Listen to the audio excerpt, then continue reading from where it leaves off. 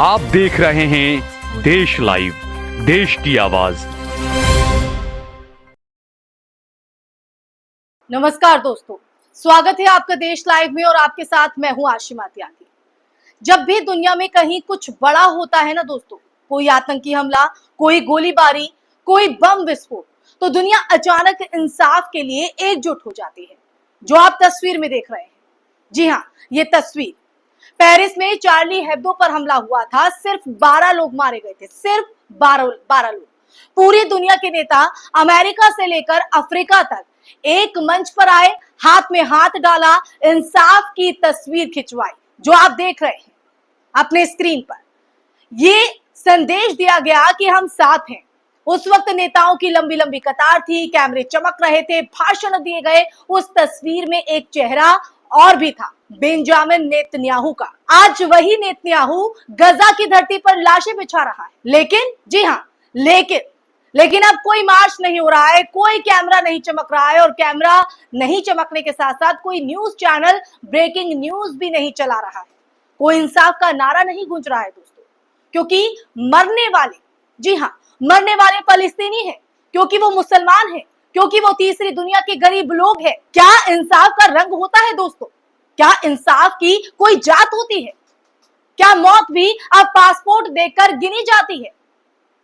आज इसी गंभीर विषय पर, या ये कहे कि इस गंभीर स्थिति पर हम बात करेंगे दोस्तों। देश लाइव ये मुद्दा लेकर आया है दोस्तों, लेकिन उससे पहले आपको युद्ध से जुड़ी ताजा जानकारी मैं देना चाहूंगी, क्योंकि वो भी आपके लिए जरूरी हो जाता है कि आखिर गजा में हालात क्या हैं। आज फलस्तीन में इजराइल के वहशाने हमले और कत्लेआम लगातार बदस्तूर जारी है। गजा में खाने लेने के लिए जा रहे फलस्तीनियों पर इजरायली सैनिकों ने फिर फायरिंग की।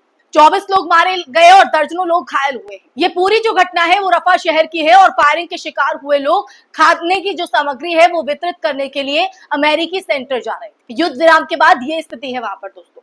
वहीं ईरान की बात करें तो ईरान ने अपना एयर स्पेस बंद कर दिया है। तुर्की ने ईरान, इराक और जॉर्डन के लिए सभी उड़ानें रद्द कर दी है। दरअसल ईरानी राष्ट्रपति पर हुए हत्या के प्रयास के बाद इजराइल पर ईरान की संभावित प्रतिक्रिया के तौर पर इस कदम को देखा जा रहा है।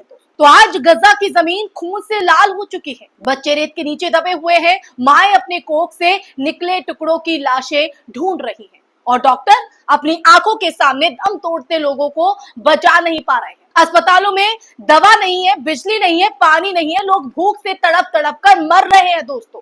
और जिनके शरीर में जान बाकी है, उनकी रूह मर चुकी है। अगर देखा जाए इस स्थिति पर, इस नरसंहार पर दुनिया की चुप्पी शर्मनाक ही नहीं बल्कि अपराध भी है दोस्तों। इजराइल का प्रधानमंत्री नेतन्याहू आज वो नाम बन चुका है जो 21वीं सदी के सबसे बड़े कत्लों का जिम्मेदार है। जी हाँ, सबसे बड़े।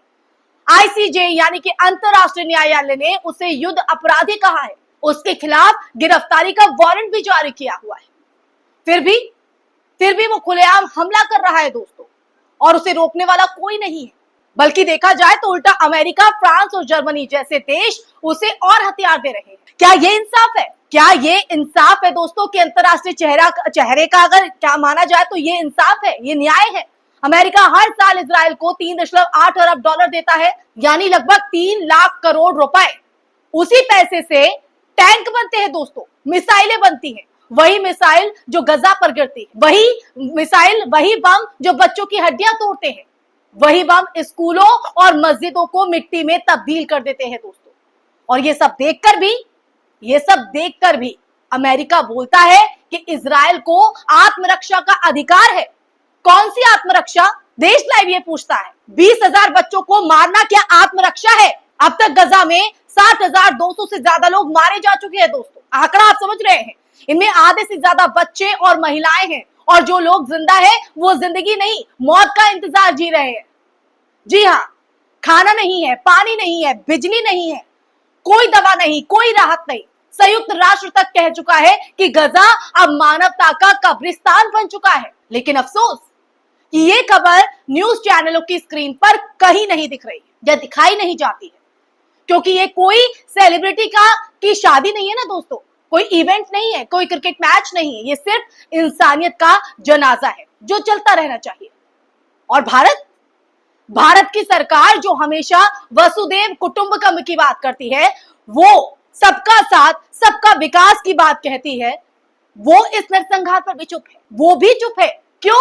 मोदी सरकार ने एक बार भी नेतन्याहू की आलोचना नहीं की है। उल्टा इजराइल के साथ डिफेंस डील और गहरी होती जा रही है। दोस्तों, भारत की संसद, जी हाँ, भारत की संसद में भी कोई प्रस्ताव नहीं आया, ना कोई प्रधानमंत्री का बयान यहां पर नजर आया। क्या भारत की चुप्पी अब इंसाफ की कहीं ना कहीं कब्रगाह बन चुकी है क्या? ये सवाल उठना लाजमी हो जाता है। मीडिया का तो हाल और भी शर्मनाक है और भी बेहाल है। एक तरफ तो वो पाकिस्तान की हर हरकत पर चीखने चिल्लाने लगते हैं, कश्मीर पर घंटों तक डिबेट करते हैं। दूसरी तरफ गजा की बर्बादी पर उसकी जुबान पर ताले जो है वो लग जाते हैं, या ये कहें कि उनकी जुबान तालों से चिपक जाती है। आपको बता दें कि 217 से ज्यादा पत्रकार गजा में मारे जा चुके हैं, लेकिन भारत का कोई चैनल, भारत का कोई भी चैनल उनके लिए नहीं रोया। कोई रिपोर्टिंग नहीं, कोई ग्राउंड रिपोर्ट नहीं, कोई स्टोरी नहीं।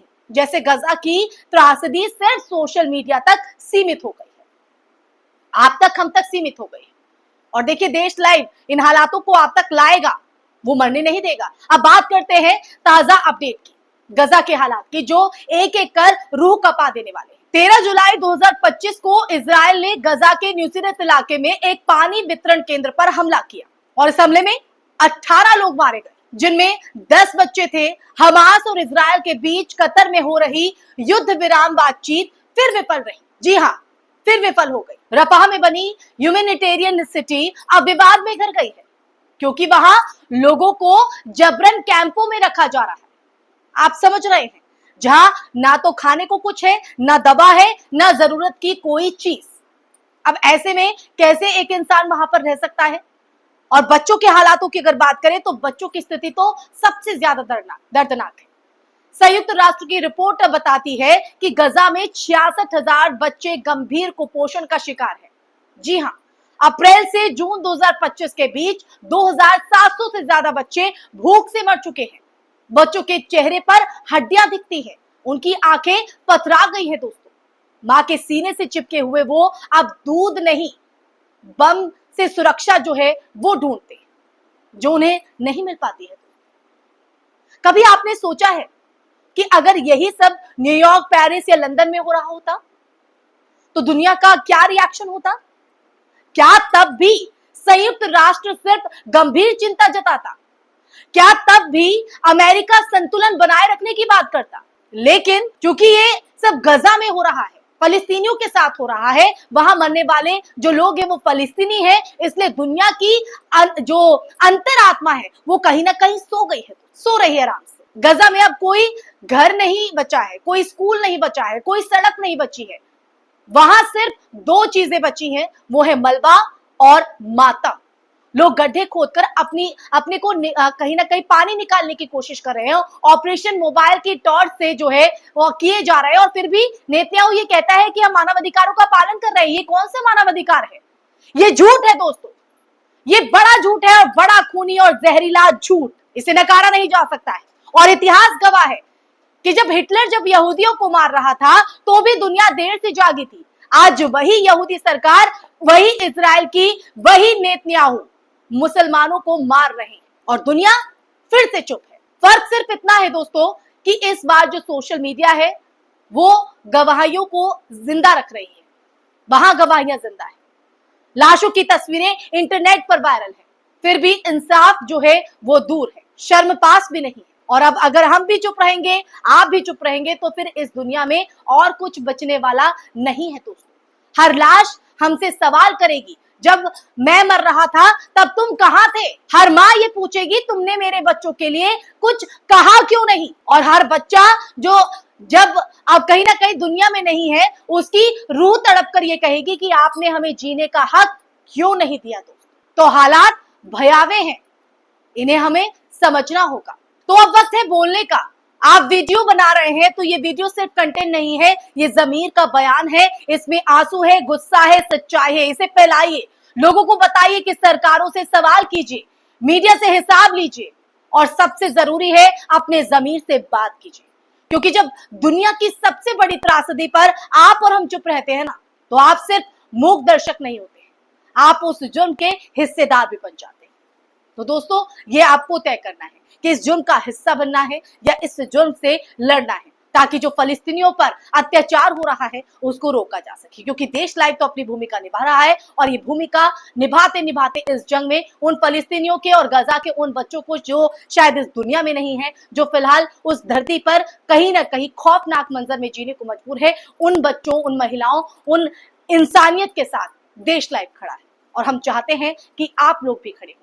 यही वजह है कि लगातार हम इस तरह की जो वीडियो है वो आप तक ला रहे हैं दोस्तों, क्योंकि इंसानियत जिंदा है तो सब कुछ जिंदा है। इसी के साथ इस विषय पर फिलहाल मैं यही विराम लगाती हूँ। फिर हाजिर होंगी एक नए विषय के साथ। अगर आपको मेरी वीडियो पसंद आई हो तो इसे ज्यादा से ज्यादा शेयर कीजिएगा, लाइक कीजिएगा और हमारे चैनल देश लाइव को सब्सक्राइब कीजिएगा। नमस्कार।